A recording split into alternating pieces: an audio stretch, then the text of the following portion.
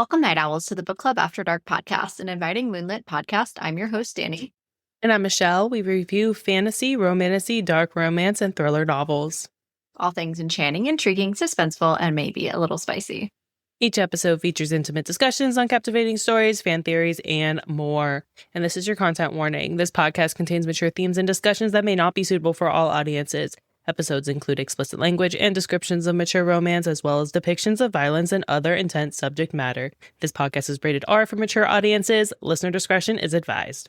Yep. And going forward from here, there are going to be lots of spoilers for Roots of Darkness, which is the novella we're going to be talking about, and then Dawn of the North, which is the latest in the ASHEN series. We'll probably have a couple other comments related to the series as a whole, but we're going to round out the ASHEN series tonight, so consider this your spoiler warning.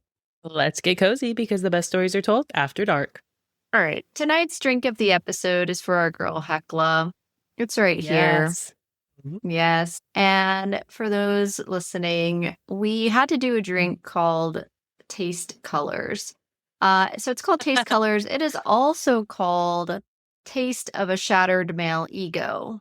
All right, so there's two names to this. So we've got two different names. It's very intentional why we have two different names, because our girl Hecla deserves a drink, because while she is like my favorite side character in this series by far, she's the star of Roots of Darkness, and she has her own novella, and she's fantastic.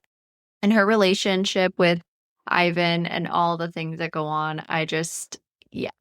So she tastes colors, and also she's a little pissed off. So we love that for her. This is called A Taste of Shattered Male Ego, or Taste Colors. It's up to you.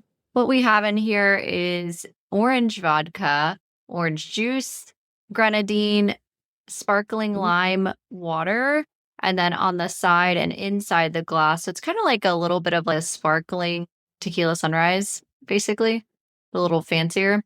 On the rim of this glass and in the bottom as well, I don't know if you've tried the Nerds Clusters, but we have Nerds Clusters Rainbow. Mm-hmm. And I was like, that seems colorful to me. And so that's our drink for tonight. The way Hecla would be tasting the rainbow, the whole Skittles rainbow her motto. The way the whole tasting colors thing. Nerds gummy clusters. Ooh. So that's what I used for these. The way the whole tasty colors thing was like a focal point for my entire experience of this novel. I'm like, what do you mean? What do you mean? The entire time. The way you text me, you're like, but he made her taste colors. You were so pissed. I was like, yes. Yep. And I had already read Dawn of the North. So I was like, I don't want to say it even gets better in Dawn of the North, but if I was not reading on my phone, I would have thrown that book out the window. Like, how dare you, Demi? And like that. I was so mad. But we'll talk more about that when we talk about our ratings and everything about the story. I love the drink idea. Yeah. I love how it's layered in colors. So like for our listeners that are on YouTube, it's like layered. It's really pretty.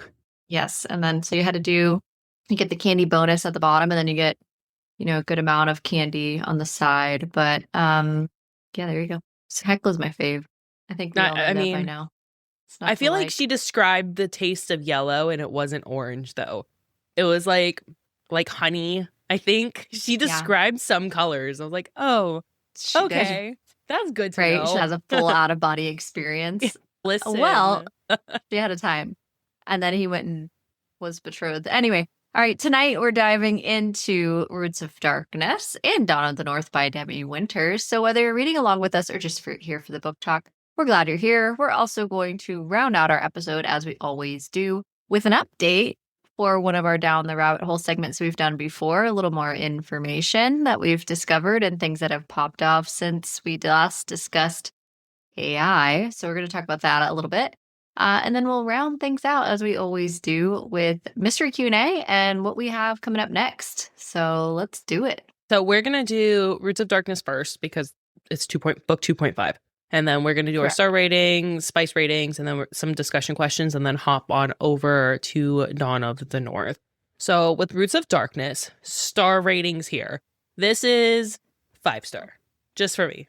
Easy 5-star, hands down. The characters, I love Hecla. I loved Hecla before this, and the fact that we get more of her character and just her snarkiness, and then Ivan, and I love how Ivan's not a shadow daddy. We talked a little bit about shadow daddies and being a little, how some people on the internet think they're overplayed, which I don't think they're overplayed, but I like how we have a mix up here now. We have our little beast boy, we have a shadow daddy, and now we have like beast our boy. fire, our fire trigger. Okay. So, you know, we have a different magic system here. And I loved how the lore just keeps going deeper and deeper with this book. And we get really into more of the villain and how the villain isn't just a single entity. Yes, there's the villain that's the king and queen, but it's deeper than that. There's more going on and more at play here with the gods. Mirkor and the god. You got a bunch of shit going on. Yeah. So easy 5-star for me. Especially, we have our talking squirrel. I'm sorry, Kritka. The fact that we have a talking squirrel here, I'm like, yes. I love Kritka. And how Kritka refers to him in the third person. So yeah, it's hilarious. Easy 5-star. What about you? You already knew. This is one of the best novellas I've ever read. It's in the same vein as Krista Broadbent for me. And those who have listened know how big a fan of hers we are. We love her to death. So it is on that same level of a must read. You need to read this novella. It is not one you want to skip. It's not one you want to skip because while you could read Demi's recap if you wanted to in the Dawn of the North, and it would kind of get you caught up to a certain degree, you really miss very key character development for Hecla and Ivan, and you're just not going to get that without reading this book. You're also going to miss really key magic elements that you, again, would not get in terms of plot from skipping 2.5. So if you have already read this series and you skipped over Roots of Darkness, and it's interesting because on the Kindle, it's weird. It actually puts Roots of Darkness separate. It puts the ASHEN series, like all of the 3 books together. And then Roots of Darkness doesn't come up as if it's part of the series. It comes up as a standalone novella. But it's definitely 2.5. Yeah, it's weird. It doesn't show up the same in the Kindle versus the... I wonder why. But anyway, I don't know why. Formatting or who knows why. But technically you could read it on its own, but you'd be hella confused if you just read that by itself. Whereas with Chris Broadbent's novella, right? With Chris Broadbent's novellas, you could literally read those as separate worlds. On their own. I feel like you could. But with this one, I don't think you get it. It really is a 2.5. It's in the middle. It makes sense to read it with the other novels. But yeah, absolutely agree with you. Easy 5 stars for me. If I had to rank these books, I really feel like it's up there in terms of the whole series for me. Really? Yeah. Yes. Yeah. I like what she did. Just she shortened and condensed something that was already a world that was really difficult. And she made it engaging and dark, but the level of depth is there. She just did a great job with it. And one of my favorite novellas now is Roots of Darkness by far. I thought it was great. So I really enjoyed it.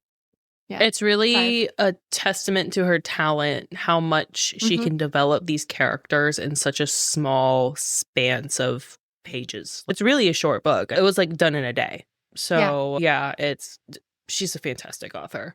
So let's get into spice, because you had mentioned before I started this series, or I was in book 1, and we talked about how it was slow burn. Road of Bones is slow. We're talking about Snail Speed or Loth from Zootopia.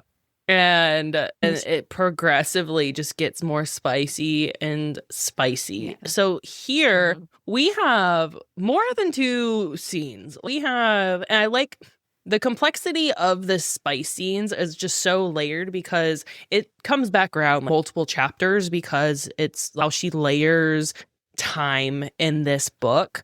So this one's definitely spicier. Kingdom of Claw, I would say it leans more into the four peppers, just because of the frequency and how it's really integral to the characters, because they start out just as a hookup, and then Hecla and Ivan start out as a hookup, and then it's a one night stand. They didn't even know each other's names. They was supposed to be it. They're literally rolling around. Yeah, they're rolling around in the river. Okay. River. And with this entire time, I'm like, no one's hearing this because she says how she's not quiet. No, they're not modest. I'm like, no. I'm like, wait, we are just down by the river.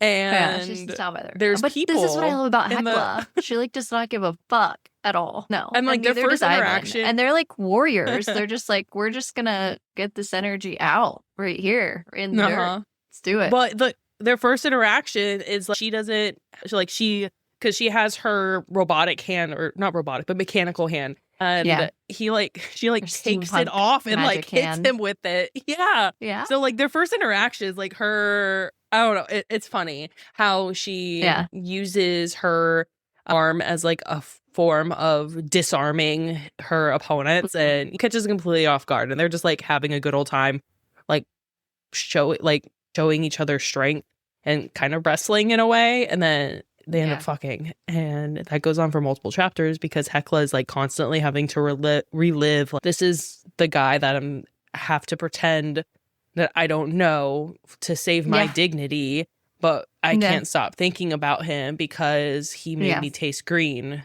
yellow, and orange, and yes, all the colors of the rainbow. So this is definitely a 4. I think it would lean more into a 4 spicy. It's not a 5. Because they don't really do anything taboo that would hit that. So 4 for me. I agree. It's a 4. And I also think that in the short span of this book, it's mentioned so much because, and we actually, next week, we're talking to Demi Winters. So spoiler alert, we actually talked to her about this, that Hecla is a grown-ass woman who's previously married. Okay. She has a history and she's not afraid to talk about any of these topics. She's not afraid to think about them. She's not that's not a thing for her. And I also think that speaks to why it's a little bit spicier. She's older than our 2 female main characters in the other 2 novels. She's vastly more experienced. And she knows who she is. She's very much knows who she is. She doesn't need to go and learn. She kind of reminds me when we talked about the Poison Daughter and how that was significantly spicier as well. She's a lot like Harlow. She's probably close in age to Harlow, definitely older, than Scylla and Saga. And she's vastly more experienced than the both of them. And that you get that right away from her point of view and how she speaks, how she handles herself, how she carries herself, how she wants to command respect as a female in the world that she's in. And what I really like is actually her lack of arm is never really seen as her being lesser than, because what she's replaced it with is so fucking brutal that it's like even more intense than if she had the arm. And because it's magical, it like got, hooks onto her as if it were her own arm anyway. And I think there's a less of a focus on the fact that she has this mechanical arm and more of a focus on because she's a female. And is she going to get this? Is she going to chronically have to, have this level of respect with Ivan now that he like knows the truth and they know who each other are? And, just this whole dynamic is full of tension, very well written the whole time. And her other beau, who she's like, really, bro? Seriously, we're still interested. Like the ship has sailed. Gunnar, the ending with Gunnar, because you feel the way I felt so bad for him, but also I was like, sir, like she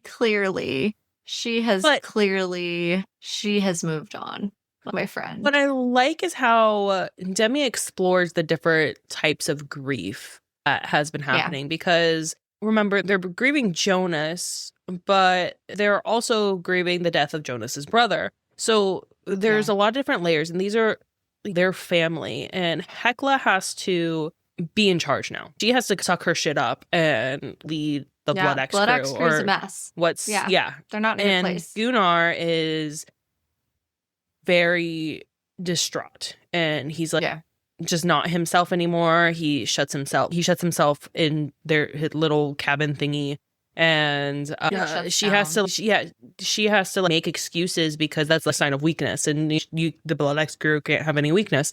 So she then carries this guilt of Gunnar is actually talking, and he's making jokes now, and am I going to be the one that destroys him yet again? I can't bear that weight. So the scenes with him were really heavy because before they were fuck buddies. That's what they were, just casual sex, and that was normal for them. So Gunnar is trying to just go back to norm, and he doesn't realize because he's been so inside himself that Hekla has feelings for someone else. So he hasn't been as observant with her. And then he's trying to say that he's in love with her. And then it's more than that. And oh, you should marry me, and let's just get married, Hekla, and move on. He's also doesn't really want to go back to being fuck buddies either. He doesn't want no strings attached. He's like ready to have something more serious with her.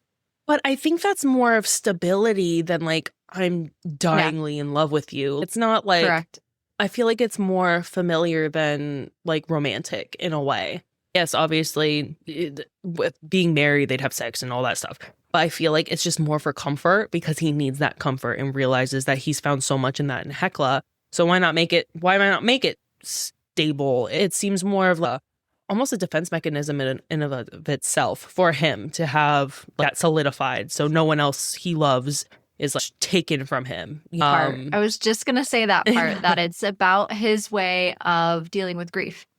Less about Hekla and more about like, how can I protect the last person that I'm really close to and make sure nothing happens to her? We can run away and get married. And she's like, the fuck are you talking about? In what world was that ever going to be me? Like, she's like, I already did that, and I killed him because he was violent and abusive and almost killed me and took my arm. And I'm never going back to being a domestic wife like that again. Like, that's not happening. And you've known that. So like, what, and Hekla realizes too.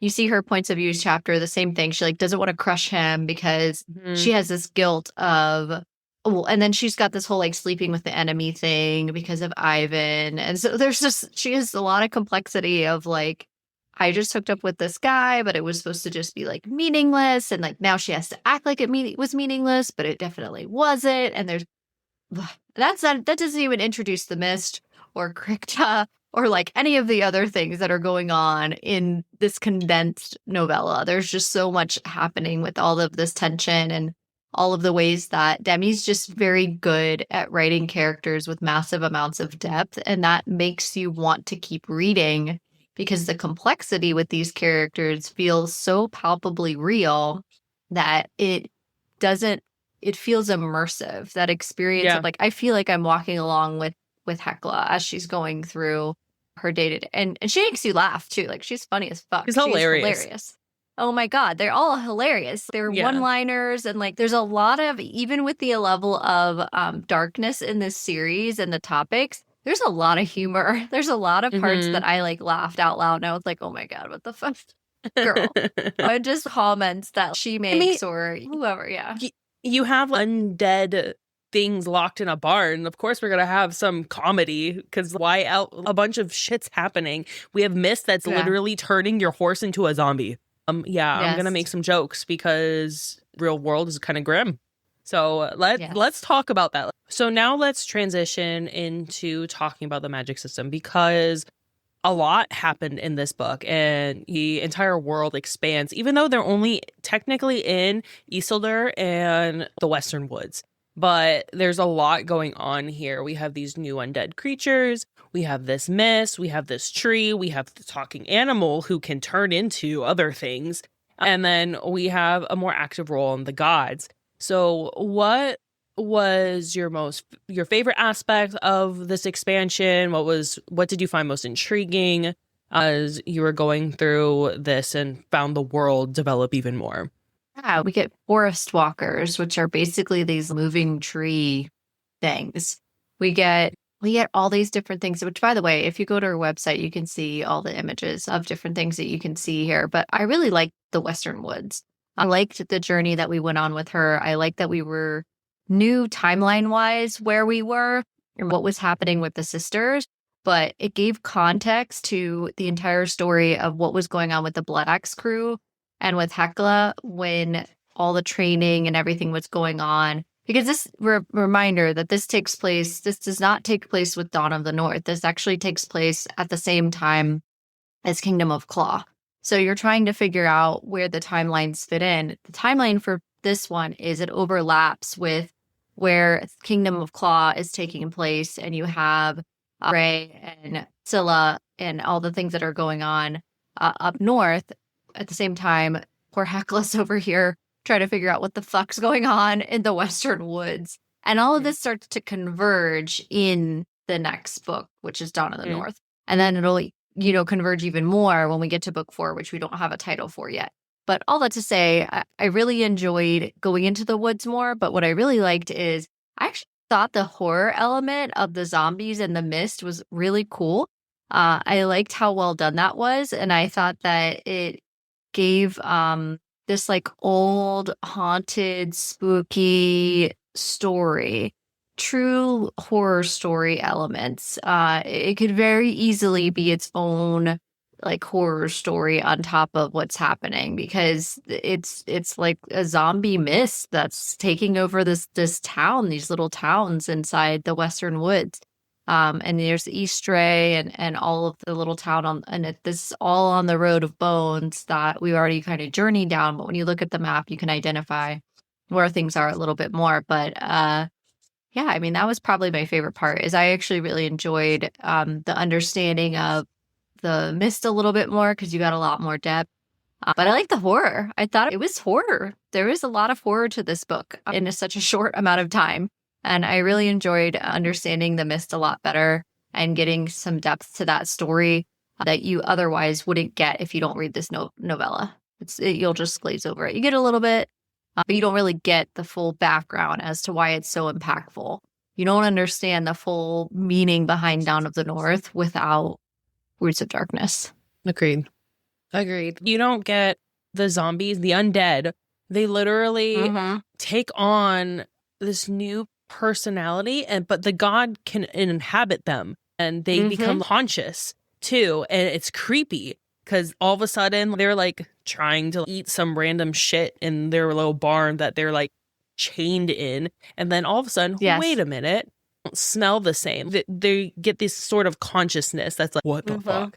I like how on top of the horror element, she also speaks again towards the corruption of government, and how you have the lord essentially of this town. Oh, that's right. And he's like, I bargained with the mist, or I bargained, and they said that the arrogance. If I just leave the town and welcome you in, everything's going to be fine. I'm like, when do we bargain with the villain? When has that ever worked out in our favor? I don't understand. And but like, to your point about the system in place with the bear god and all of that, they are arrogant as fuck. So they're these just, and speaking on sexism and all that, it's this idea of, he's like, well, I told it, so therefore it is. Like, what? And I think that was that was so frustrating for Hekla, because she's viewed as an equal within the Blood Axe crew. But then she comes here and you have this arrogant ass guy on this dinky little throne, and no one wants to listen to her because she's a woman. And that was frustrating for me as a reader too. I'm like, she is so fucking strong, and you're not from here, and you're a woman, so you haven't earned your place yet. I'm just like, but they won't let her earn her place either in the fighting. That do you remember that little?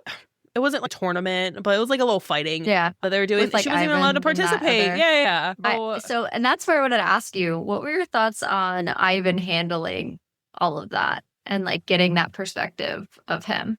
Because you were pretty heated at a moment. He was the entire time. He was he I understand that he had to balance expectations of my family and I'm trying to navigate this political system and blah, blah, blah, blah, blah. But he came off as a little bitch half the time, more than half the time. He should have just, he has the miscommunication he literally trope. has your favorite trope. Absolutely. Because he was like he was working with Hecla, unknowing, not letting her know that he was like doing his little thing behind closed doors, trying to support her. It's like, bro, just tell her you believe her and that you have this plan set out.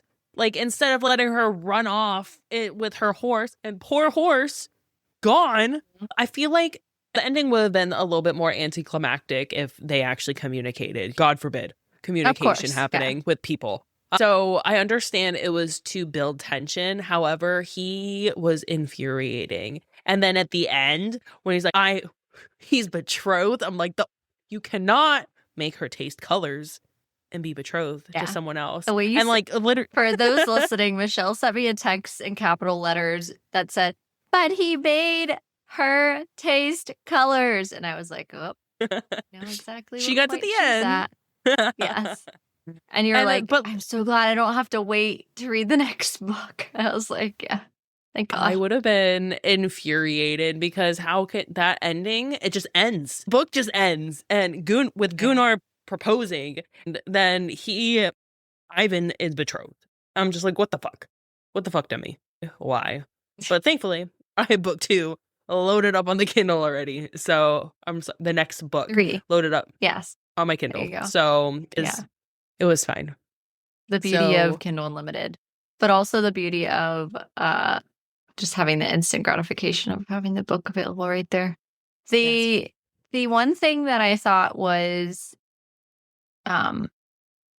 interesting about this book too, along with the miscommunication trope, is while we can blame Ivan, Hecla's definitely at fault here too. She's fucking pissed. And she's like, I'm gonna show weakness, again with the sexism trope. I'm not gonna show weakness by groveling to you to have this romance or expect that because we hooked up, oh, you owe me something, or that I'm even still attracted to you. She didn't even want to admit it to herself.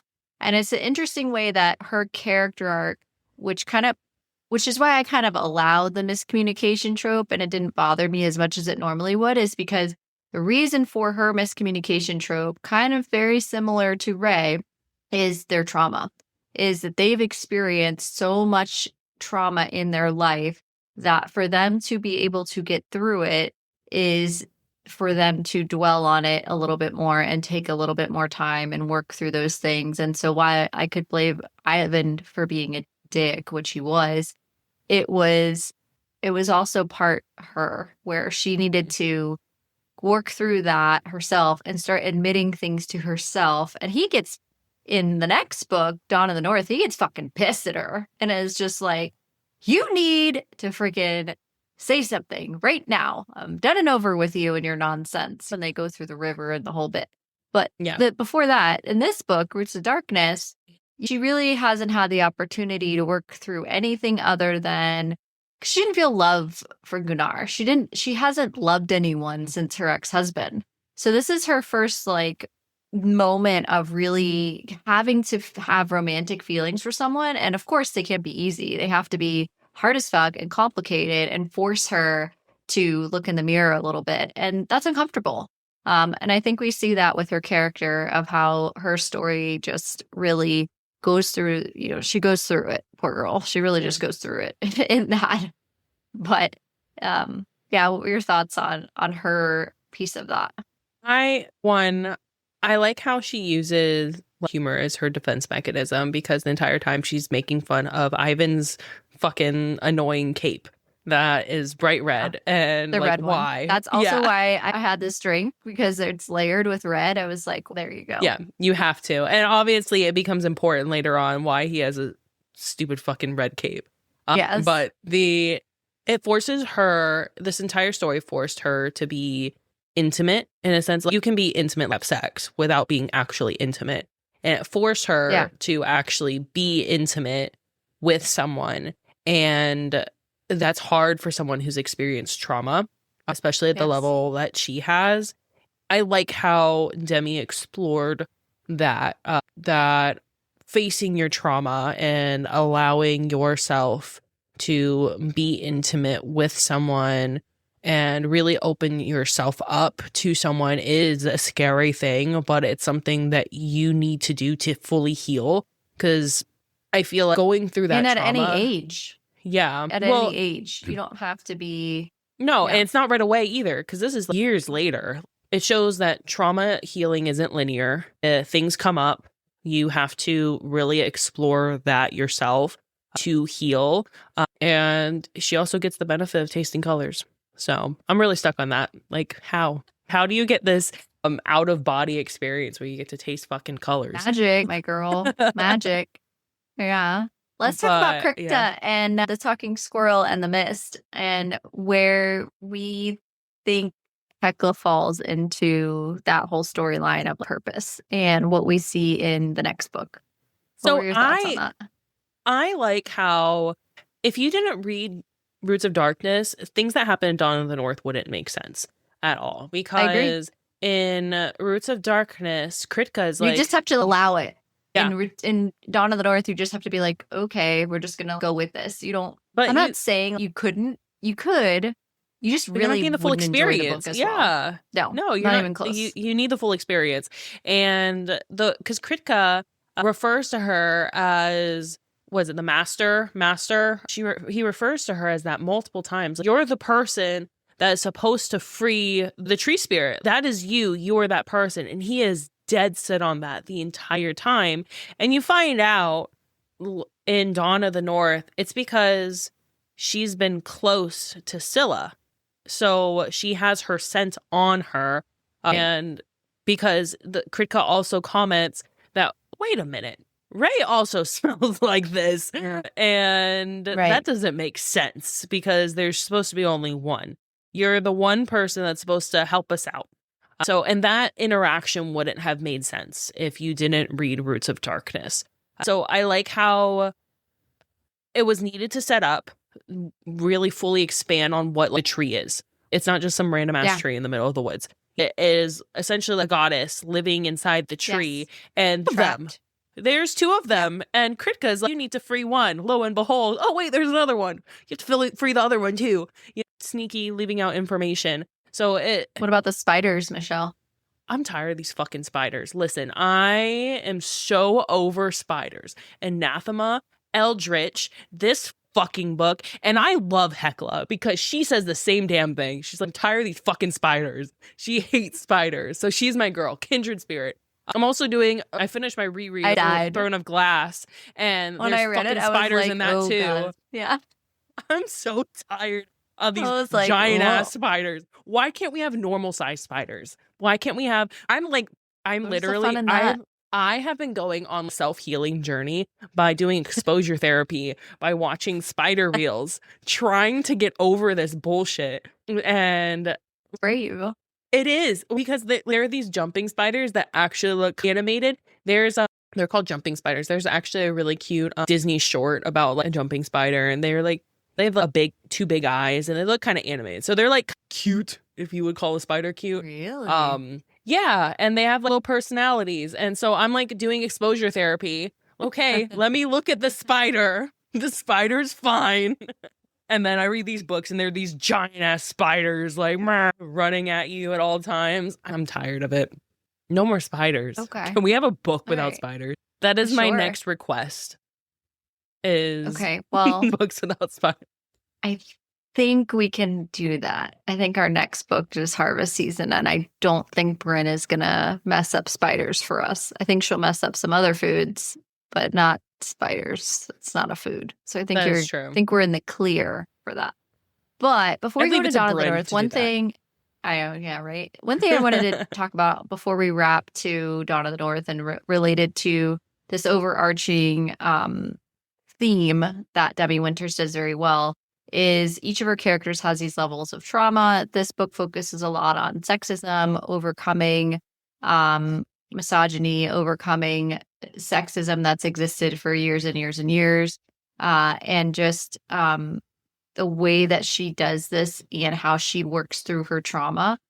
We know it ends on a cliffhanger that's not fun for Hecla, and we know we get a lot more of that story in Dawn of the North and the understanding of why that is and all of that. But a couple of the quotes that I really liked from this book, from Hecla in particular, here's one from chapter 12, page 90. Fuck every patronizing man who disregarded her opinion because she lacked a certain appendage, who brushed off her passion and called her temperamental, who told her to smile as though she needed to change herself to put them at ease. Fuck them all. Yes. And that's our girl right there. That's our girl. I need that on a shirt. What? Literally. Which part? Fuck them all or something else? Just the whole thing. The whole thing. And then she has one more quote where, not towards the end all the way, but she made a quote about, it's hard to learn that sometimes those we love most are undeserving.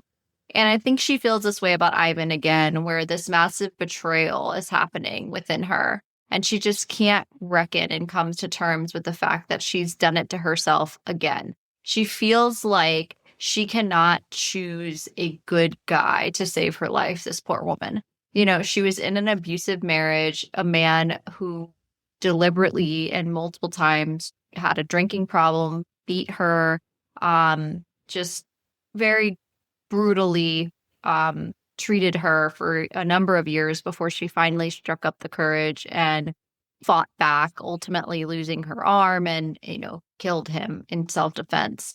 And then she just becomes this incredible warrior, blood axe crew. She's like, I'm not going to let anyone get close to me. All the things, Ivan in the moment says everything any girl would want to hear. And you as a reader are like fucking pissed too. Because I was, and you clearly were too, at Ivan. And it also points to Demi Winters' ability to get you emotionally tied in and feel like Hecla got betrayed by him. And what the fuck is going on with Ivan? And get it together, sir. Like, what are we even doing? How dare you, And the sir. way you go, you go into Dawn of the North like, that guy. That guy. Yeah. In Dawn of the North, we'll get into that. But yeah, in Dawn of the North, you go in so upset with Ivan. You feel for Gunnar. They literally have a pissing contest half the book. Of course. And then there's still the miscommunication. For the majority of the book, there's still that miscommunication trope. And I didn't find it as frustrating as I normally would. And maybe it's because Demi... You had all these other points of view in Dawn of the North. We had a lot going on in Dawn of the North.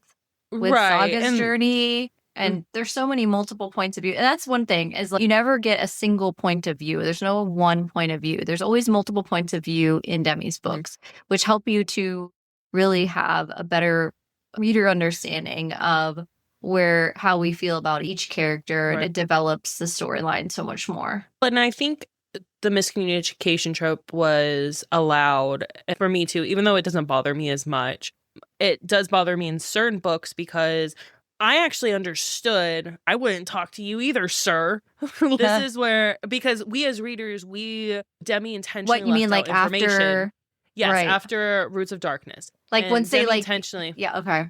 Yeah. She left out the information that, oh wait, he's like, not actually, but it's not. I don't know. It's not as clear cut as just he's betrothed. That's not really how it works in what his actual relationship with that one girl is. And because Demi left that out, we as readers were pissed too. But I feel like the miscommunication trope in Iron Flame, that was infuriating because we knew both sides of the story at that point in time. And you're like, just fucking talk. Just fucking talk at this point in time. So the fact that we didn't have all the information allowed for that trope to go on further. And so I feel like that's a good segue to Dawn of the North, though. It is. Yeah. Let's do it. Give me your star rating. All right. So star rating. I'm still pissed that there is no map because we're in Zagadka. Oh, for Pete's sakes. All right. I'm so mad. I knew I was going to hear this. Okay. But hear me out. That's part of the setting, right? That's a part of the immersive setting. We don't get as much of a description of Zagadka because Saga venture out very much until the very end. In the end, she does venture out outside the castle. So I feel like a map is intentionally part of the setting. That is my argument for the necessity of a map when you're in the location for the majority of the book. It is not part of your ratings chart, Miss But, okay, I'm going to argue that so if you look at my ratings chart, if you go lower on the star rating, yes, but if you go lower on the star ratings, which for those listening, it is available on our Instagram. It's pinned. It's at the top of our chart should you desire to look at this yourself. So if you go to 1 star rating, it says, where is a map? Under parentheses, where even are we? Where is a map? So the necessity of a map is implied. You added that. I did not. You can go, I have not. That is in the original, is in the Instagram. So I did not argue that last episode. And then I thought about it because I was like, maybe Danny was right. Maybe I was being a little too caught up on this map. But then I was like, wait a minute. I know I put where's the map ? Somewhere on this thing. So because it is implied. I'm only going to take off 1. I'm taking out 0.1. It's a 4.9. I just wanted a fucking map. Okay. I feel like that's a part of the setting. Everything else is perfect. The fact that we get more of Cassander and his... Of course, your boy is like the main focus of this one. Oh, yeah. So I love my Beast naturally. Boy. And I do like him, though. Not gonna lie. And he's great. You understand the complexity of his family, too. His family's a piece of work. Yeah. A piece of work. Understand. So 4.9 for stars for me. Yeah. So what about you? I'm going to go 4.9 as well for the map. I'm going to agree with you. Oh, now we're okay. You were just giving me shit. Obviously. But also, like, I feel like it's a 5 overall. I mean, I wouldn't ding it in general. We don't really do in terms of your star rating here. I knew where we were. I knew we were across the water. I wish I had a map, but I was okay without it. And I think that it would have been helpful to have, but also the points of view, the amount of characters that are involved in this, the immersive setting, where we go on this journey, how all these things, a lot of loose ends start to tie. We start to see little glimpses of it, and like new things open up with the Queen, with Jonas. Like, it's just so many things happen that are like side quests that are within this book. The number of, I mean, we have like 4 different stories that are all kind of going to be set to converge in the next book, in book 4, that really start to develop in full in this book. And it's like everything we've read to now was just like to get us to here so that we could get to book 4. And the way that I closed that book, and was like, when is book 4 release? Because I needed to know. And it turns out Demi Winters is writing it, so it's not happening yet. No. We don't even have a release date, but we know when you listen to our interview, we may know something about it. Roughly. So you can wait till next week and listen to that. But in the meantime, we had a great time. I had a great time. It just, I needed to finish it. I couldn't put it down. I had to finish it. I needed to know what happened. 5 stars. So yeah, I mean, we could do the point for the map, but ultimately I'm okay with that. I'm also okay with it from the thought that for Demi, this series being picked up is her first series to ever get picked up. And for that reason, we have to remind ourselves of budgets. And maybe she could only get 1 map. And they're like, no, girl, where's your main world? Yeah, we're not doing any more maps. This is the map that you're getting. And so for that reason, I'm like, all right, I'll give the 5. We'll give the 5. So I changed my rating. I said 4.9. I'm going to give the 5. I'm going to give the 5 stars. Being generous. There we go. There we go. I am. Generous? Right. It's a 4.9 point. It's a 1/10 of a point. So bad. Okay. All right, spices. Let's do it. Let's do the peppers. Let's do spice. Okay. Spice rating. 4, because this is continues to be spicy for sure. Oh, yes. More than a couple of chapters. Significantly spicier. And then let's talk about like the angst and like the leading up to and all the suggestions of spice. Woo! And then our guy, woo, Cass, woo, he's a spicy man. He's got lots of spice going on.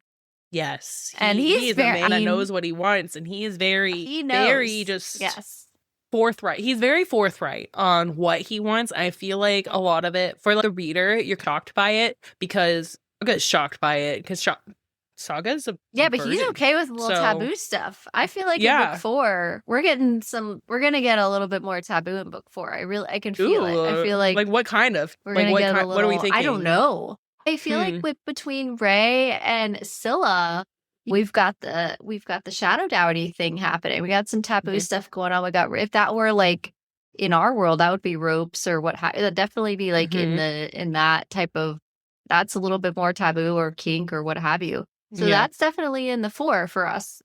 I don't think we'll ever get to 5. Demi Winters just isn't that type of writer.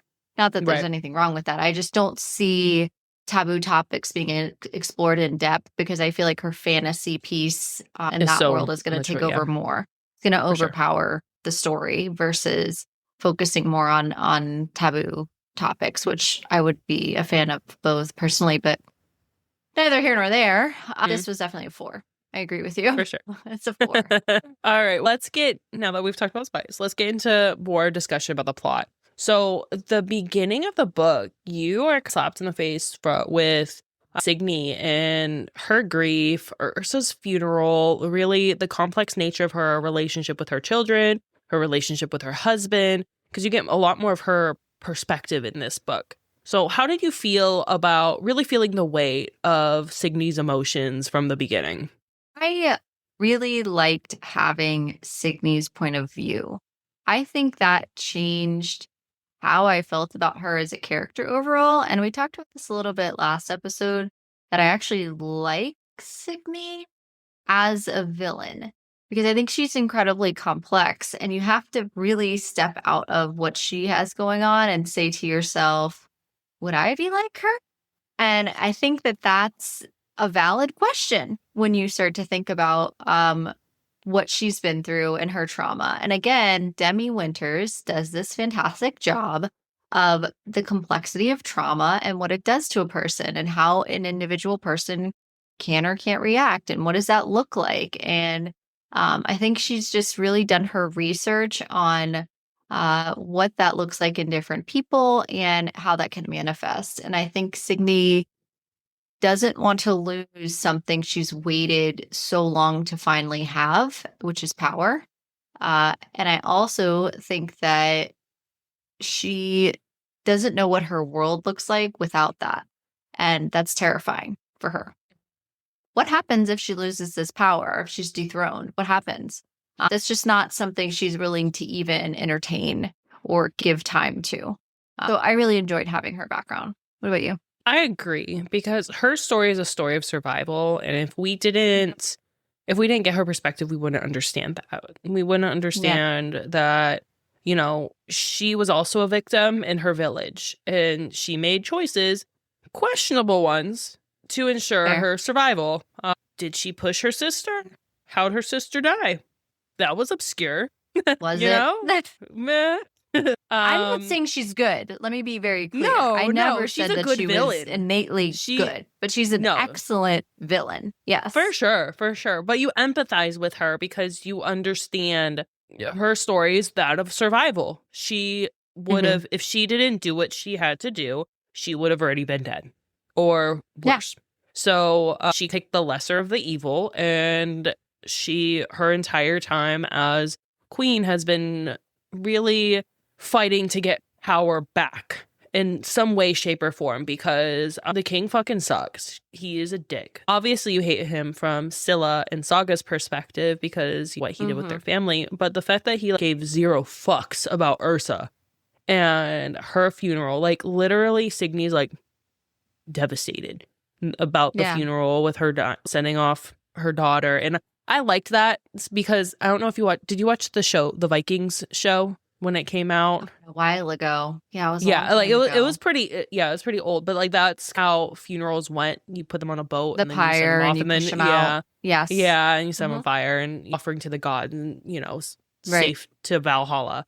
And so I liked that aspect and seeing that part of the Viking culture, which was really fun talking to Demi about how she got inspired for that aspect of her book. But yeah, the king sucks. The entire time he's like, all right, now I gotta plan my revenge. She's dead. And I'm like, that was your daughter. And that, again, that shows more sexism. Yeah. The son's still alive. It's not his son. It's not as valuable. Yeah. Right.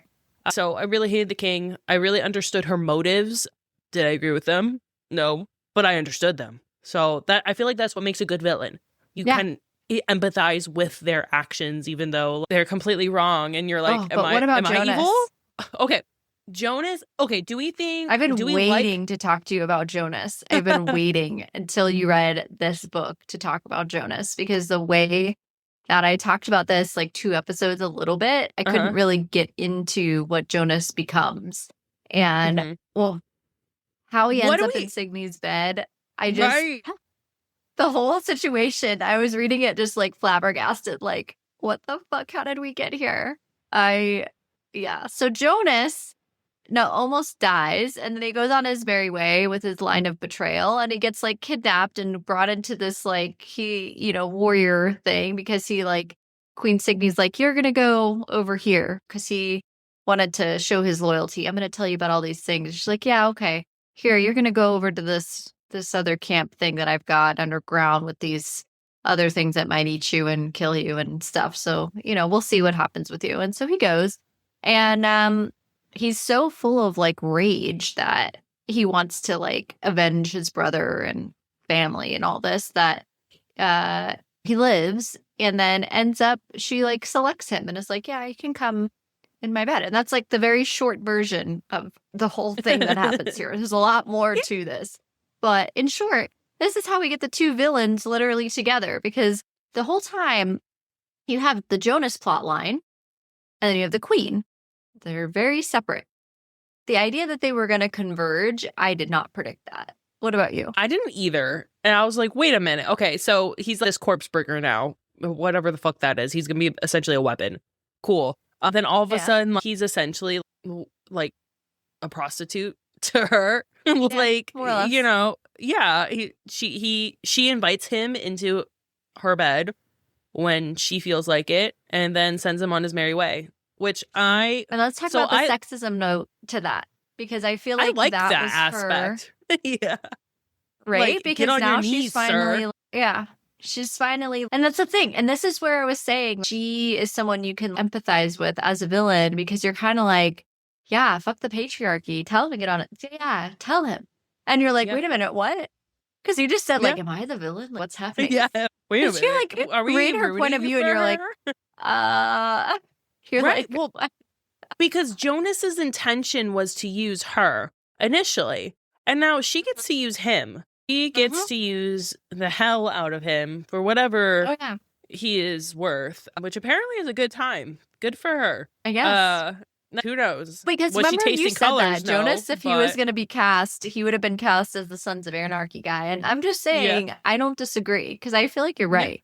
The way he keeps getting described, like, Jonas is not a bad looking dude.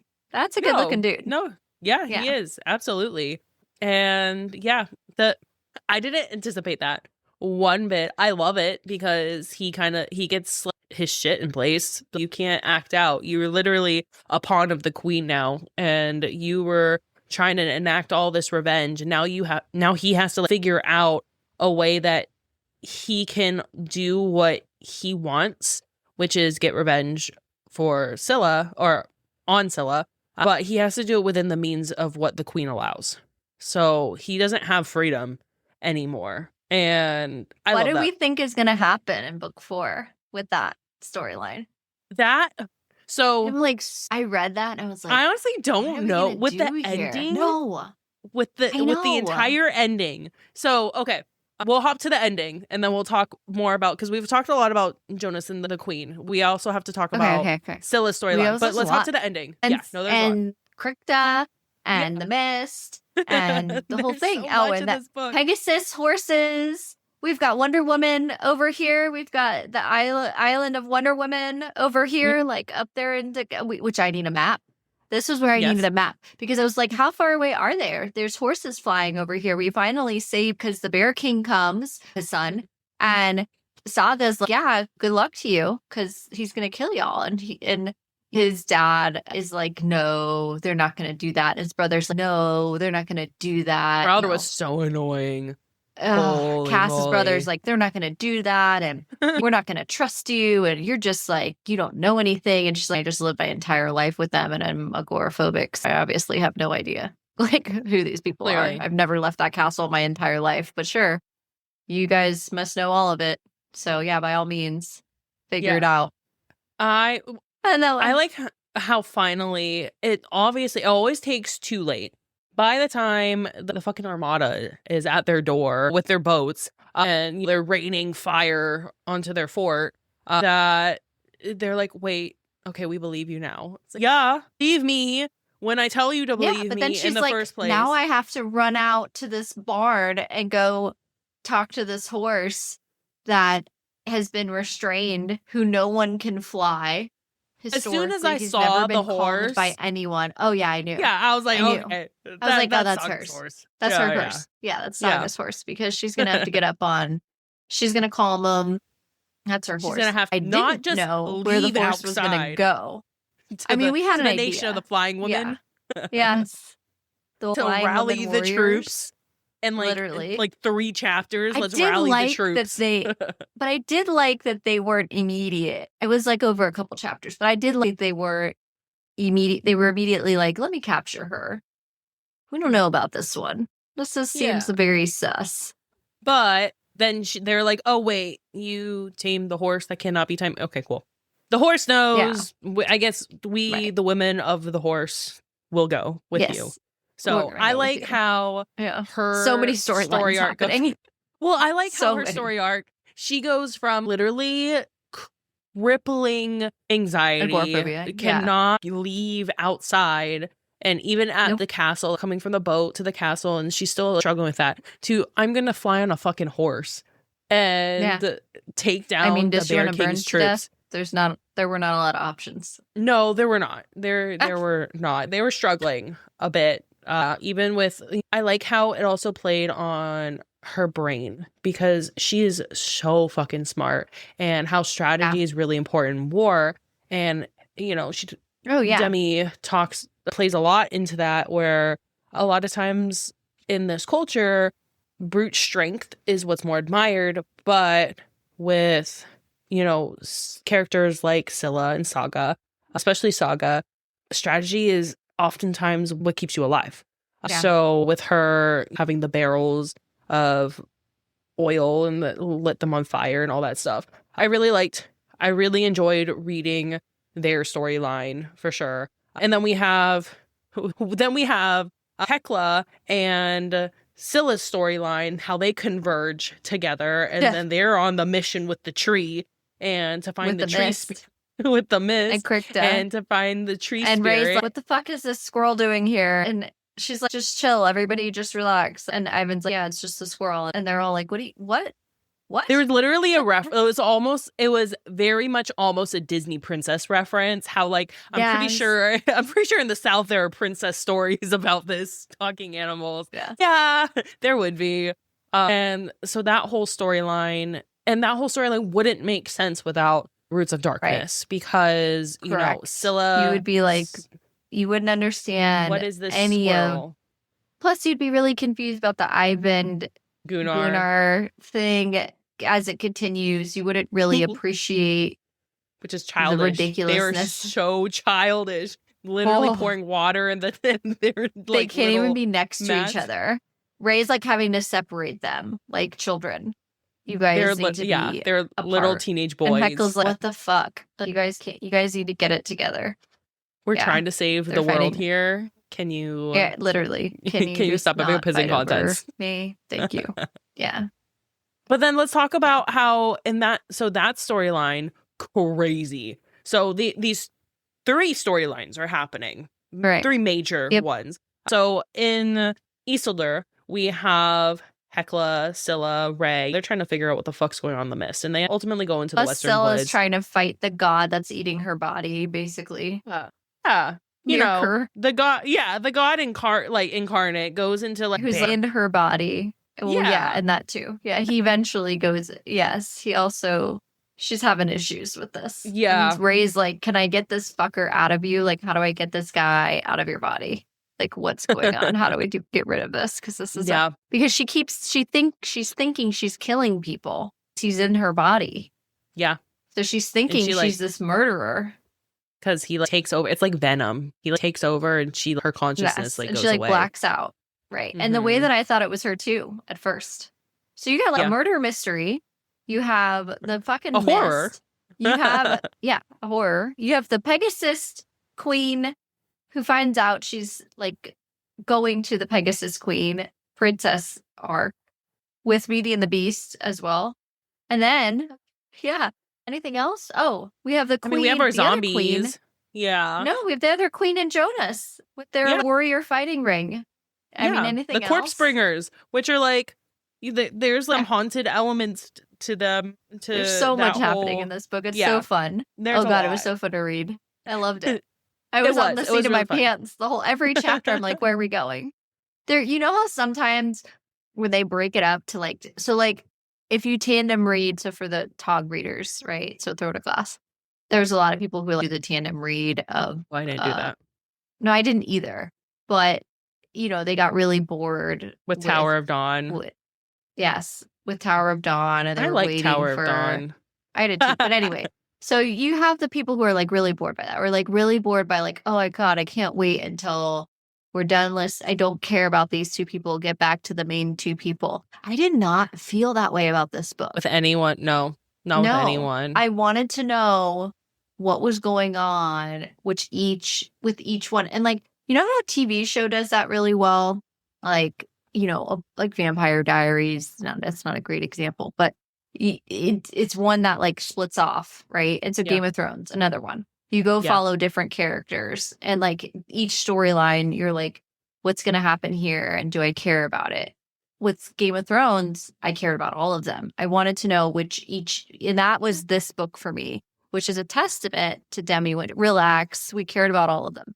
So with Demi Winters, it's a testament to her ability to suck you in, that by now, especially if you read Roots of Darkness, you are bought in to the Scylla, Ray, Kripta, that whole Hecla situation. And I honestly feel like if you didn't read that book and then you went into Dawn of the North, you were solely focused on Saga's story, in my opinion. I felt like you were a lot more tied into like what happened with her, because you didn't have the love and appreciation for Hecla and Ivan and that whole situation. But I agree. I wanted to know about all of them. I was like, what's happening here? I need to know. No, I definitely agree. I like how, because obviously they had to go to the tree, because remember the lore, there's the tree, the queen, the dragon, getting into that and having the world expand more, and there's more creatures, and Hecla finally has that more intimate moment with Ivan, and they come to terms with their shit, because Ivan really fully explains, like, hey, I'm not actually betrothed. It's a situational thing. It's not what it seems. Let's talk about the whole Ivan and his cousin storyline, where you want to like his cousin, you're getting close to him, because remember, Scylla's trying to be queen, and it's only to bond all of the northern clans so they can finally attack, so that they can get through the mist. And the way I was like, yes, the North lives on, and that's like a whole Game of Thrones reference. I'm like, yes, the North lives. Massive. So she's trying to bond all of those clans, and she's getting, because she's not a queen. She's having to talk to each one. They're having to go to each one and be like, hey, but the fucking she doesn't know, is coming. Right. No, but she doesn't know how to be that. And she has to learn. And then you have Tala, who's like trying to help her the entire time. And then you have they have Mirkor in her brain who's like, tell him that you're going to take over and that we're going to kill all of our enemies. And you're like, what the fuck, bro? The way Venom. Relax. I was like, Venom. But then, so our girl's just getting like, inundated with terrible advice left and right. Exactly. And then we have Ray's cousin also that's there, that's like trying to tell her how to do things and trying to be nice. And him and Scylla also had a drink and they had a fun time. I was like, whoa, where's this storyline going?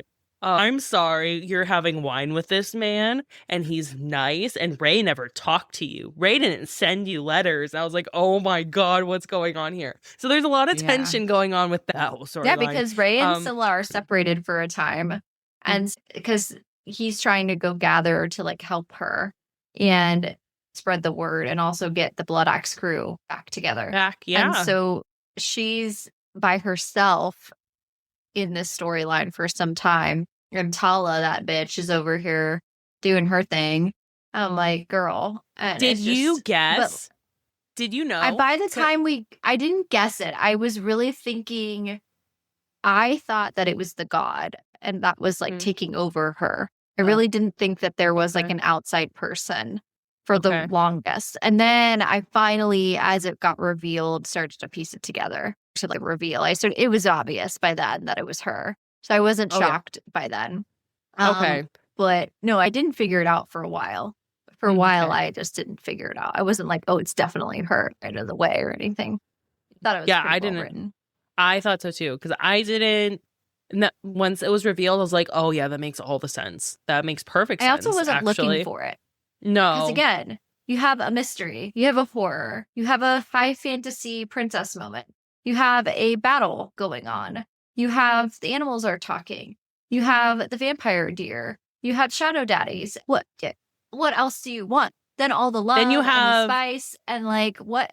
Then the political intrigue with the queen and like the fighting game thing. I mean, there's so much happening that I wasn't even like on the bandwagon of, oh, we have a murder mystery we have to figure out. Like, I didn't even, it was. No, and then we have to figure out. And then you like, Scylla's like making a bargain. And then Scylla's making a bargain with a god. How can I out trick a god? It's like, okay, we're gonna sit in the moonlight. We're focused. Yeah, we had a lot of things to focus on. So I think if it was just that, I would have figured out it was Tala. But because we had so many other elements of the story and so many other points of view, that you're not only looking at that point of view. So it's hard it was hard for me to like zone in on. I cared about it and I wanted to know, but I wasn't really like, oh, is this a murder mystery? It didn't read that way on page. Fair. But then you have the dick measuring contest between Ivan and Gunnar. And there's this one section where Ivan says to Hecla, and I quote, "Fair maiden of the slaughter arm, let me plunder thy golden ring with my battle spear." Ivan snorted. "Battle spear? One-eyed serpent of the breeches, the boar sword, hammer of thy seed." And I highlighted this because I was dead. It's like, oh my God. Like, that was before that. He was given advice because someone in their group was like, you know what women like? Women like it when you tell them poetry. Tell them poetry. Yeah. And then the way Hecla's like, oh, now it's his poetry. Please, God, no. She's like, what? What's happening? Yeah. I mean, and that's married to like 2 chapters later, it says like fear is a thing to be felt, not obeyed. I mean, this is just such a badass story. And by the time you get to this, book 3 is just, it's like the meat and potatoes. We're finally here. Like, we worked so hard to like get through these books. And you're not even getting through them because I enjoyed all the books leading up to this. Right. But you get to this book and it just really the pieces really start to come together. And we start realizing like collectively now, we've got to go back to Isildur. Everybody's got to go back to the same place, and now we've got to get rid of the queen. And so book 4, I think we're really going to start to tie in to how we're going to do that, where all the magic and elements are going to start to converge. The fact that Scylla and Saga can talk and mind speak, all these different elements, I think, is what we're going to see start to tie in here. I think finding out who Ivan was and his love to Hecla, what that's going to look like. I think we are, based on our Demi Winters interview, which we can't talk about. We can talk a little bit about it, but I think we're sleeping on a couple members of the Blood Axe crew that we might not want to be sleeping on. And we're going to find out a little bit more about them in book 4. There's one in particular who is quite literally doesn't speak at all. So why does she keep getting brought up and into this? She's the other female member of the Blood X crew. She's a total badass. And she talk about trauma. I think we're going to get a lot more of her. I know. In book 4. And I'm really excited for that. And so, I don't know. What did you think? Like, going into ending this book, where did we fall and what were our thoughts overall? I want to know. I don't even know what the fuck's going to happen. So we have Scylla and Saga. They're finally reunited. And that reunion was amazing. And how we have 2 toucher and die males meeting each other for the first time. So Cassandra and Ray are going to be fucking hilarious. And because Cassandra doesn't give a fuck.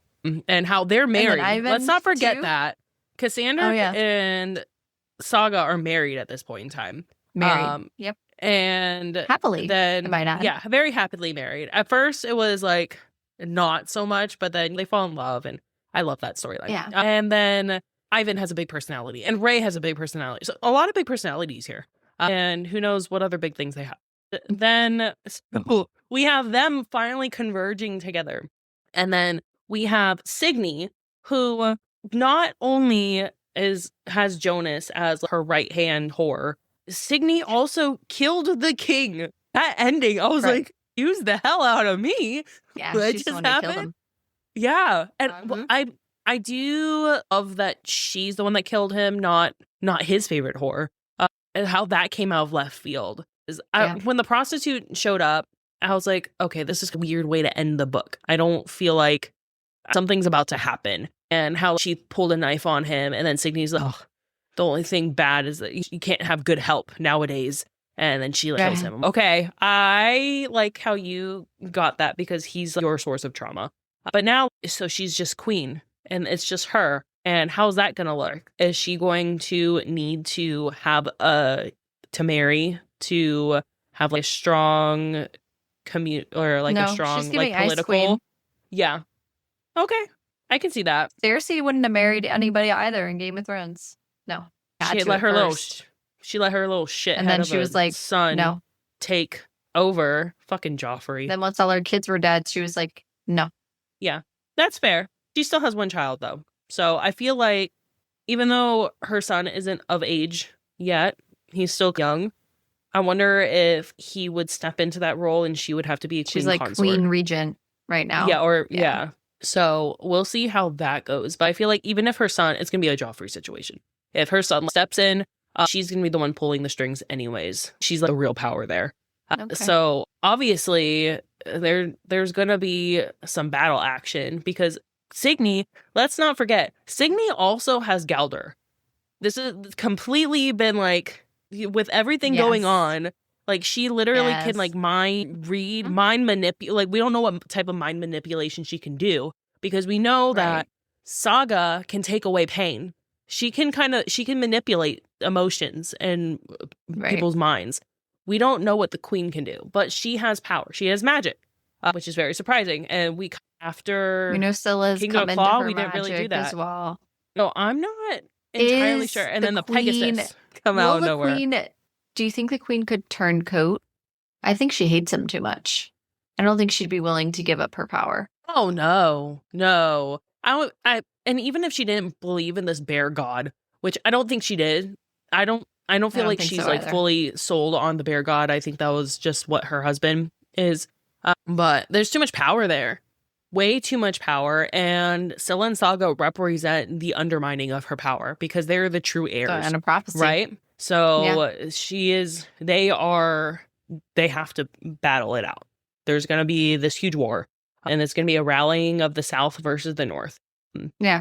And whatever other creatures come across. We still have to find the other tree spirit. We didn't find the other tree spirit.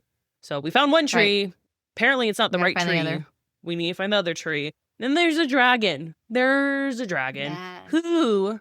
Whose side is the dragon on? Because I feel like that's very important. Is this gonna be, feel like it's gonna be less fourth wing dragon, more like brimstone dragon. Yeah. More like big, badass. They're not your friends. Dragon. We are good. And they have their own agendas. We sleep in a mountain. Puny human things are of no relevance to us. No. But they will make it of relevance, apparently. somehow. Yeah. So I feel like the queen is going to try to have the dragon on her side. I feel like the dragon's going to, of course, influence where the war is going to go. An observation. Then we have the undead. We have the undead and the mist. Is the mist fully gone at this point in time? Even though it's kind of the Not mist until attacked we get the other tree lady, because the mist attacked, right? And like in Roots of Darkness, the mist attacked and they escaped. But does that mean the mist is fully gone? How do you kill particles? I don't know, but it's a good segue into our down the rabbit hole segment. Because I don't know what's going to happen. But I do know that we talked to Demi Winters next week, and that will conclude our ASHEN series coverage. And it was a lot of fun talking about it. So yeah, it was. All right. Tonight's down the rabbit hole, if you guys recall correctly, some of you may recall, Michelle, I know she does recall, we talked about Reese Witherspoon a couple weeks ago and the impact of AI on the bookish community. We've talked quite a bit on AI art and artwork. And honestly, we're guilty of, we posted, it's been over a year, but we did originally post some AI artists back in the day. And I think it, due to our own ignorance, we didn't really fully realize kind of what this thing has become. We haven't posted anything in over a year, but I do think it's worth noting that we need to come back to the Reese Witherspoon thing, because she's gotten since then a shit ton of heat for this whole situation, because it came out unbeknownst to us at the time and many people after her post that originally what we had discussed about a couple weeks ago, that she runs through one of the colleges through Hello Sunshine. She actually has a course about AI and is a major contributor to a specific AI where her coursework teaches you how to use said AI. So the innocence of her post, which was, let's learn together. I want to know more about it because it's my kids are learning about it. And, you know, the innocence of it's going to happen anyway. And we should be prepared for the fact that we don't want to be the only, we don't want to be the women who are left out. We want to make sure that women are still at the forefront of technology, and the whole argument there. And she's making a smoothie as she's doing this. It really read very staged after everything else came out. And it was pretty bad on Reese Witherspoon. She eventually came out and did a story and said in her stories, oh my gosh, wow, I guess a lot of people saw my AI thing. I really genuinely am trying to know and understand it. All of this. That's what she kind of said. I struggle to think that Reese Witherspoon, of all people, who likely doesn't even run her own Instagram, I would be shocked if she runs her actual page, didn't know the video she was making, and also by default didn't realize that she had her own interests in AI, and also didn't realize that she has classes that are part of Hello Sunshine to teach how to use AI. I'm very surprised by that. It seems like a money grab. It seems very planned and coordinated now in hindsight. So I think that it kind of changes the way I felt about it and how we originally discussed it. We were discussing it as moms and as moms who are still working, and how AI just realistically, even in education, is everywhere. And how did we perceive that when we first discussed this topic? But now coming back, it's become something very different. It becomes a money grab, and where is she invested in, and what is she sold to? And now, is she really for the bookish community and for authors? And on that segue, Barnes & Noble, within the same week or two, has also had their CEO say something and then rescinded based on AI. Because there was a boycott. So the AI written books that were going to be allowable at Barnes & Noble sparked a absolute outcry. The CEO a couple weeks ago had said that they're going to start allowing AI books. And the way the book community said, what the fuck are you talking about? And lost their shit. Let's talk about it, Michelle. What are your thoughts and feelings on all this?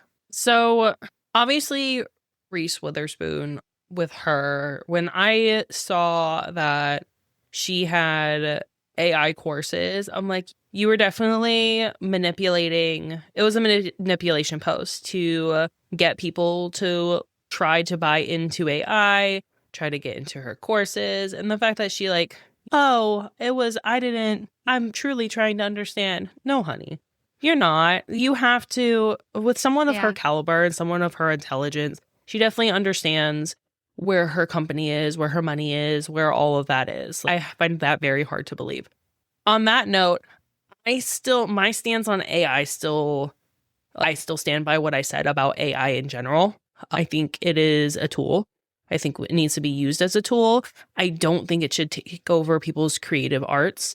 It can be used to be very helpful in certain aspects of jobs. When we edit videos, we use it. When you have adaptive text, you use it. So it's very much integrated into our modern lives. It should not. Let me be clear that using as a tool in what we do is it generates a script of what we've said. It doesn't take what we've said. It doesn't take an idea that we've created. It doesn't determine the content we're going to push. It doesn't do anything creatively for us. Nothing. It just helps us find where to edit. That's all it does. And that's what we talked about this when we talked about this before. Ben Affleck's startup was an AI tool on the back end that helps to clean up editing. That's exactly what his AI tool was for. To help with lighting or help with back end editing. It doesn't impact the creative process at all, although some would argue that editing is a creative piece in the filmmaking world. But in our podcasting world, there's a very stark difference between you and I could very easily be replaced fully and have been. And this is the big concern for the audiobook community that, you may as well. The folks that work on these audiobooks that are incredible voice actors and talents have people commenting, no joke, that, you're going to be replaced by this AI, so you shouldn't fight it so hard. You should know that it's like a dead end job. I'm just like, the audacity. Right. The audacity. Right. And not only that, but like you're okay with not having a real person? Like that's fine with you? I don't think AI will ever come to that level. I don't think it can come to that level. I think it's going to be our choice. And AI, the way it functions is it's adaptive based on human experience and what humans have put out there. It doesn't take away. It needs something. It needs something human generated to function off of. It just regenerates based on ideas that humans have put out there. It can't function on its own. But I don't know. I hope it never takes over the creative space. It shouldn't take over the creative space. I think the way people reacted to Barnes and Noble's stance on AI books is valid. Like people spend years. And let me read you his exact quote. So James Daunt appeared on the Today Show with Jenna. And Jenna has her whole books world. And he said, quote, "I have actually no problem selling any book as long as it doesn't masquerade or pretend to be something it isn't. So as long as an AI written book says that it's an AI written book, then we will stock them." It basically got blasted completely. He's said he will only sell redacted his statement, then went to say Barnes and Nobles will sell AI generated books if there is clear demand. And will not ban reputable books published by reputable publishers, even if AI generated. These books should be published, labeled, and be clear evidence of customer demand. So he thinks that there will be very unlikely demand for AI generated books, or that reputable publishers would publish them. So he's not just going to be looking for AI books out there. He's looking for publishers that are going to push them forward to them to stock their shelves with. So very different messaging that he's changed, to your point. Right. And Barnes & Noble's a company, right? Their whole goal is to make money. And his first comment was like, well, if AI books are going to make me money, then I'm going to put them out. And then he realized, wait, I'm going to lose a lot of money. So I'm going to change the tune of my song. Yeah. So it completely diminishes, AI books diminish real authors' work. We just talked to Sheila Masterson, and it took her 3 years to work on The Poison Daughter. And someone can generate a book in a couple of sentences into an algorithm and still generate that sort of money. It's not fair. So I love that the bookish community was like, no, we need to protect our authors. And I hope it do not take over the space at all. So yeah. No, or artwork for that matter, or anything. Yep, agreed. And I think that's where it comes to making the boycotting choice to deliberately not choose AI in any of the creative spaces that you're working in. There's the deliberate choice by many other authors, etc., who say, I'm not going to use AI. And I think it's very difficult because the irony is Instagram, social media, they're all just desperately trying to shove it in your face.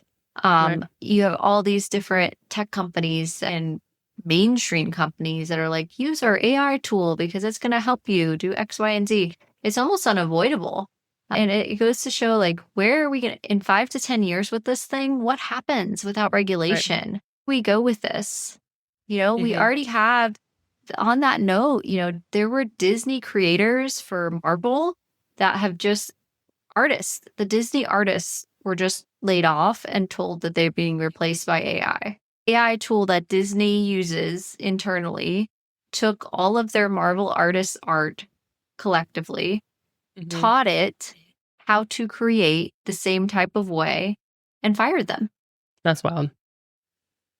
That's a fact. What do we do now that people are now losing jobs because of this thing? And I'll tell you what, the corporation mindset is going to be what impacts our bottom line. What helps the shareholder. It's money. It's ultimately money for them. Disney now doesn't have to pay those people and can produce a similar product. So, yeah. It just, that's like I said, for Down the Rabbit Hole segment, I wanted to recap and touch on what Reese had said in a follow-up. I wanted to make sure that we are relevant to the things that are happening in the bookish community, and this just can't be overlooked. The fact that AI is here and doesn't seem to be going away at any time. I think the only option we have as consumers is to push back and say, hey, we're not buying it. We will not be buying that. And I think that we can see that there has been a positive response where Barnes & Noble's redacting their statements. Oh, never mind. Reese Witherspoon saying, wait, maybe I didn't mean it like this, or I did. The fact that they're at least rolling back some of their statements is enough to show that, hey, we do have a voice, and as a consumer, we have a choice to make in what we buy and what we support. But my fear is, I think eventually AI could get so good that we can't tell the difference. And that's where I'm concerned with regulation. If we don't start to heavily regulate and say, no, you need to say if AI helped you write this, you need to say if you did X, Y, and Z, because how else are people going to know? I think that's just, there are a lot of Instagram accounts that are completely AI that never label themselves as such. No, of course not. That look like real people. Can't even tell. It's crazy. Right. I just think that what's going to happen over time is that's just going to get worse and worse. And it's deeply concerning. So it's something to watch. And I think we'll probably likely bring it up in another Down the Rabbit Hole segment to come. But that's the latest with it. So let's get on to something happier. All right. So now it's time for Mystery Q&A. These questions have not been shared with either of us prior to asking. So my question to you is, and this kind of stems to this past weekend, me and my daughter went to Bath and Body Works and spent an hour smelling all the things because we were trying to kill time. And I'm like, you know what? Let's not go to Ulta. I'll save money. Bath and Body Works is not money saving. So that was a mistake on my part. How did that work out? Yeah. My question to you is, what is your signature summer scent that you just always like to have, either in a candles, hand sanitizer, anything that you just, Oh, it's a good question. I don't know. It's kind of weird, but I kind of like the fresh laundry or like the water themed scents around this time. Okay. I'm not really big into I know they'll have a lot of candy themed scents or really overly sweet scents for summer. That's not me. I'm much more of a beach earth based scent. Like sandalwood. Really. Yes. I love a good sandalwood, maybe a lily, something like that. Lighter. Okay. Yeah. What about you? Okay. I'm the same way in terms of sweet. Sometimes their vanilla is like too sweet, or I don't think anything dessert based. It's just, I don't know. It smells overwhelming. It's too artificial. That too. But for summer, I like a good pineapple coconut, like something more fruity. Just for they have like this papaya candle that I got. It just smells so good. It smells like summer. Nice. So I like more fruity. But sometimes if they add like fruit cake, it becomes too much. It still has to be a little bit more on the subtle side. So, yeah. Okay. Yeah. Oh, that's great. I guess my question would be related to, I was going to go with something related to hair products. So last week I asked you, what's your absolute must-have for your face? This week, what is your most must-have either tool or like product for hair? So I don't really have tools for my hair because my hair is dead straight. Because I'm half Asian, my hair doesn't hold a curl, and it doesn't do much. So I have to borrow my daughter's hairbrush because my hair doesn't really knot. So she has curlier hair. So I don't really have a tool. But because I am almost 6 months, by the time this episode airs, I'll be 6 months postpartum. And hair fallout is real. So I've been using Pantene serum to hopefully get my hair back. So that's what I've been using. Yeah. We'll see. Because I don't know yet. So that's what I've been using pretty religiously now, just to hopefully get some more stuff or get some more hair growth. I have been using hair masks though regularly also. So this I love a good hair mask. Fun fact, breast milk is very moisturizing to your hair. And sometimes leftover Michelle, not all of us have access. Drink. Go on Facebook Marketplace. Just kidding. I know. Don't go on Facebook Marketplace. It was a joke. Well, if my son doesn't finish a bottle, I'm like, I can't do anything with it. So I just repurpose it into a hair mask because it's already been contaminated. So that with some oatmeal, some avocado, or some egg white, and just kind of lather it in the hair. It's also good for your face because oatmeal reduces redness. That's what I've been doing. Just surviving over here because the hair loss is awful. That's mine. Yeah, I remember. What's yours? So I really like a good dry shampoo. And right now, R & Co. or R Plus Co. I really like that brand a lot. But I also have recently been doing this, like you put your hair in it, and you hit the button and it curls it. Yeah. I had it sitting on my counter after Christmas until like, I don't know, March of this year was the first time I tried it. So for 4 months, I just sat there and looked at it every morning when I was getting ready for work. And I was like it? Not ready for that. I was terrified. I was having like a very, very millennial, very out of body, very Final Destination feeling about the whole thing. I was like, I'm going to put my hair in this thing and then my head will explode or something, which is not logical. But millennial trauma. That's okay. Yeah. So I was like, I'm not using this thing ever. But no, so I started using it and I really like it. But the thing is you can't like raw dog it. You got to put some product in your hair. You got to have something in there. So I like this R & Co. like heat preventative stuff because my hair will burn and it's pretty thick. But yeah, I have never been very good about doing my hair. I've only recently like learned to curl it probably in the last 5-ish years. I've never been like good at any of that. So it's been a fun journey to try this thing out because I am the least able-bodied hair curling person you would ever meet. It's not happening. I'm much more of a scrunch it at the bottom with the gel stuff, the soft curl. I have a stuff cut. It's on Amazon. It's called Miss Jessie's. And it's the curl. You put it in after you get out of the shower and you scrunch it or whatever. Good to go. So I like that. But also I'm going to try and curl this thing. Also, I've had the same tree straightener. Let me knock on something before this thing dies. I've had this tree straightener. Oh my God. I think I've had the same cheese hair straightener since it's got to be like 2010, something like that. Yeah. Wow. I have the same hair curler that I've had since high school, and I don't use it because my hair doesn't curl. My daughter's the does. cheek straightener I probably use, I don't know, a couple times a month at least. Nice. I try not to use heat products as often because I let your hair up, but for sure. Anyway, that was my question for you. All right. Before we wrap up, let's talk about what's coming up next on Book Club After Dark. Yeah, next week we have our Demi Winters interview, which was really exciting because she's a fantastic person to interview. She had so much to say. It was lots of fun. And we're really excited to talk about book 4 a little bit more in detail and just Demi Winters and her process. It was really fun to interview her. So much fun. And we can't wait to share this interview with you. And don't forget, we want to hear from you. If you have thoughts on the ASHEN series or suggestions for future reads, drop a comment below or message us on one of our social media platforms at Book Club After Dark Pod. Show us your fan art theories or anything bookish you'd like to share. You can also visit our website, bookclubafterdark.co, stay up to date on our cozy content, or check out our merch. That's all for tonight. Sleep tight, night owls. Until next time, happy reading.